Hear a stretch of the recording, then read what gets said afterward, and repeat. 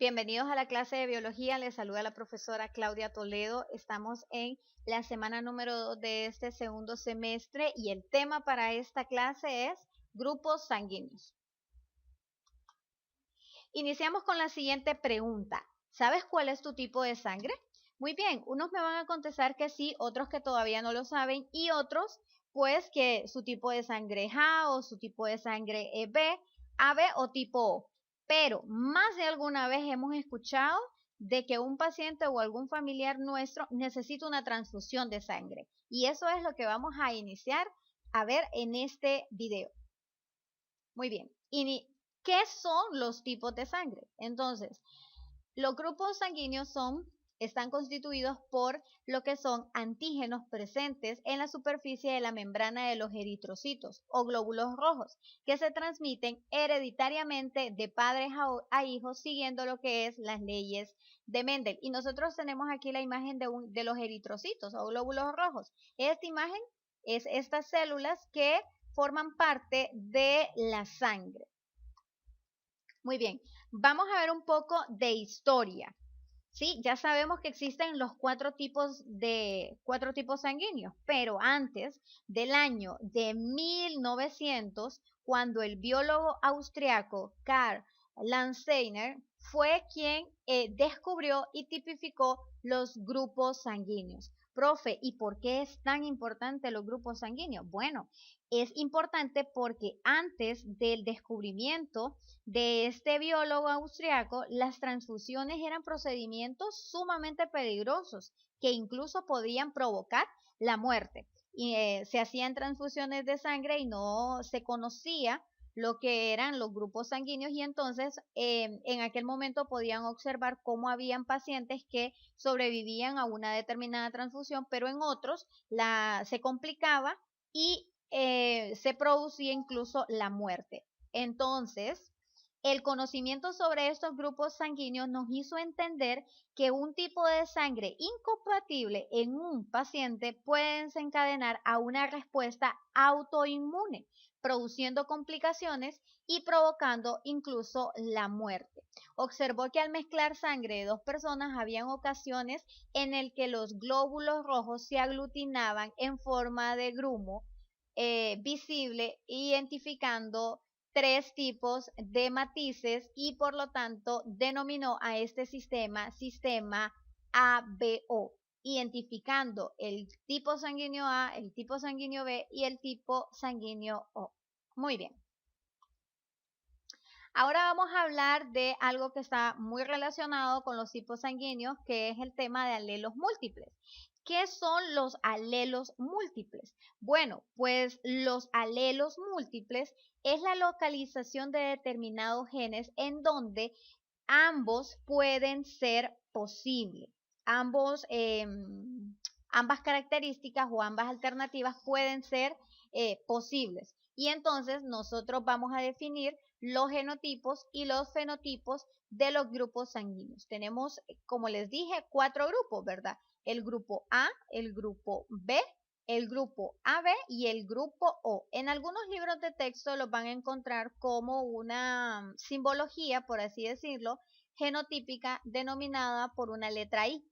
Pero yo se los voy a enseñar mucho más sencillo para que ustedes lo puedan identificar.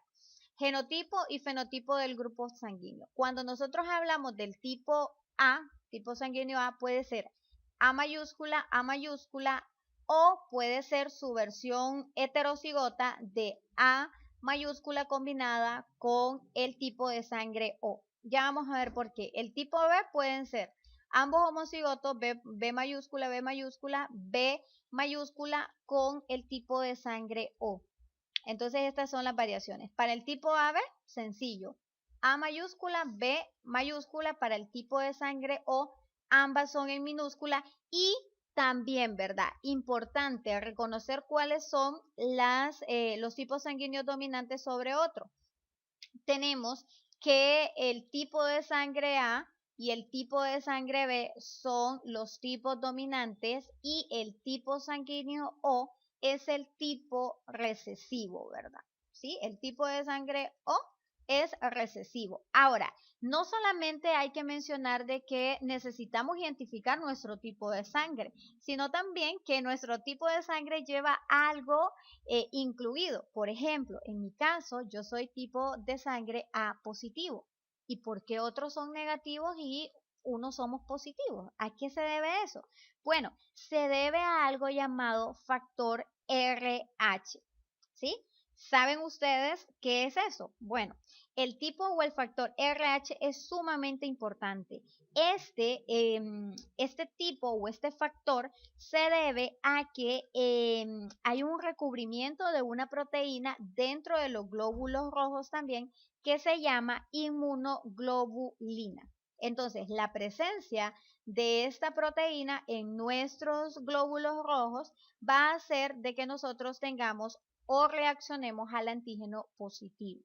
Si no, entonces seremos un tipo de sangre negativo. Cabe mencionar, como lo indico aquí, que el RH positivo es dominante sobre el RH negativo, que es recesivo. Hablando un poquito de los tipos de sangre, también les voy a mencionar cuáles son los tipos de sangre más conocidos. ¿Y qué creen? El tipo de sangre más común es el tipo de sangre A positivo y el tipo de sangre O positivo. Alrededor del 65% de la población mundial pues lo tiene, ¿verdad? El más raro sería el tipo, miren, el tipo que tenemos aquí, el tipo AB. Y hay un tipo también que es el más extraño sobre todos, que es un tipo que se llama RH nulo. Significa que no reacciona con ningún antígeno para la inmunoglobulina y solamente lo poseen alrededor del 40 personas a nivel mundial, ¿verdad? Entonces sí es bastante complicado poder recibir una transfusión de sangre de este grupo.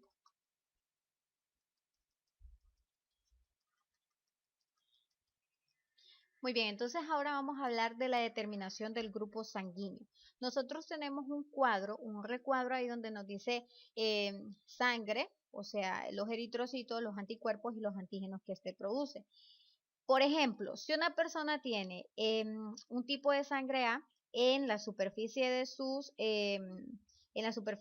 eritrocitos, entonces esta persona tiene un antígeno A. Igualmente, si una persona tiene grupo B en lo que es la envoltura de sus eritrocitos, va a tener un antígeno B. Si la persona tiene un grupo AB, pues tendría el antígeno A y B. Y si la persona es tipo O, significa que en la envoltura de sus eritrocitos no reacciona o no tiene ningún antígeno.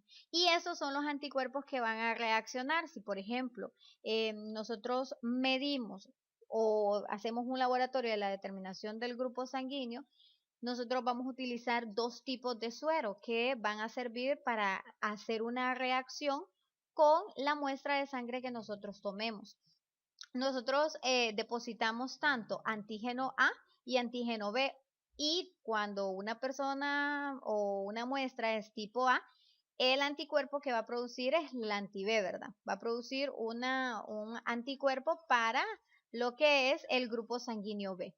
Si, por ejemplo, la persona es de tipo B, va a producir un anticuerpo anti-A o para el grupo A. Si la persona es grupo AB, no va a producir ningún anticuerpo.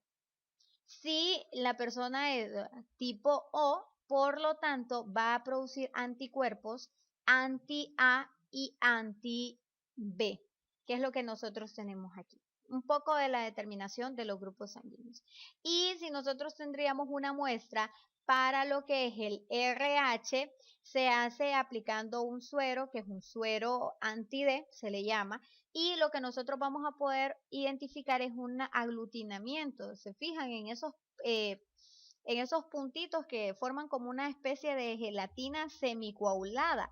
Así se coloca cuando el RH en una identificación de tipo sanguíneo es positiva. Si el RH es negativo, simplemente no reacciona, por lo tanto no se va a aglutinar. ¿Sí? Muy bien, entonces eso es un poco con la determinación del grupo